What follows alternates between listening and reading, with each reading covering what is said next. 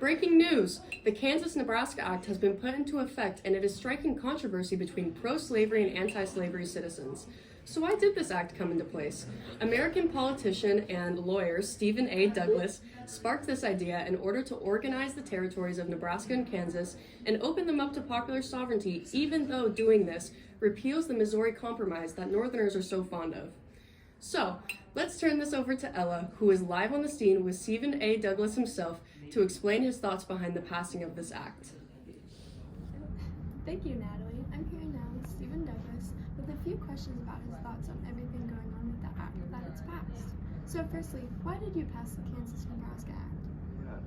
First, I'd like to thank you for inviting me today. I feel that there's a lot for me to clear up to the people. I passed the Kansas-Nebraska Act so that we can come up with an actual answer to whether slavery should be legal or not. At the national level, no one is able to decide anything about slavery, but at the state level, we would be more likely to be able to make decisions. I want to solve the issue of slavery so that we can successfully fulfill our manifest destiny. Thank you. Now, based on your answer, how do you think this would affect our country? Since this act has been passed, settlers in Kansas and Nebraska will be able to choose for themselves whether slavery is legal or not. And I think that this is necessary for us in order to organize the Western territories and further expand westwards. I hope that settlers in those two territories will be able to solve the issue of slavery there. And there you have it, folks. There is Douglas's true view on everything going on with the act recently passed. We hope to hear from him again soon. Now, to change perspective, we have an opposing guest to hear from. Ella is now live with a Northern voter whose opinion drastically differs from that of Stephen Douglas. Take it away, Ella.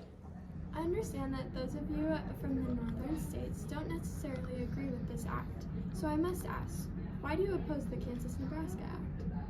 My peers and I despise this act because it completely diminishes the Missouri Compromise that kept the northern states as free states, and now that Kansas and Nebraska becoming separate territories led by popular sovereignty, it opens up the opportunity for the new lands to become slave states, which is completely against my beliefs.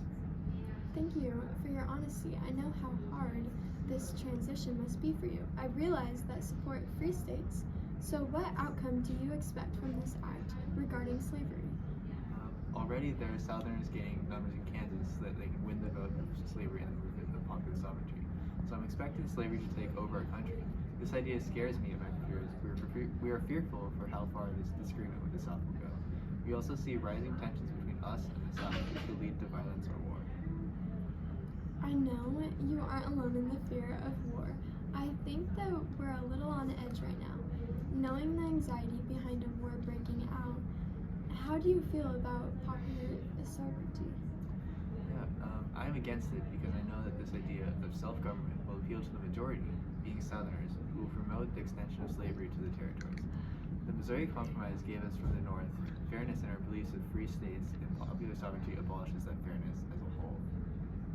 I would like to extend a big thank you to our interviewees for participating in our segment today, and of course Ella for asking the tough questions. Today we got a chance to hear from opposing sides in the Kansas-Nebraska Act, and it gave me, and hopefully all of you, a new perspective on this movement.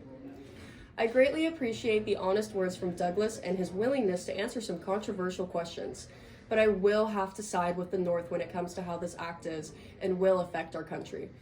I do believe that the passing of this act will only light a fire under the conflict between pro-slavery and anti-slavery citizens that could eventually cause war, as we heard from our interviewee from the North. So I ask you, is the Kansas-Nebraska Act really worth it if there's a possibility for more bloodshed and eventually war?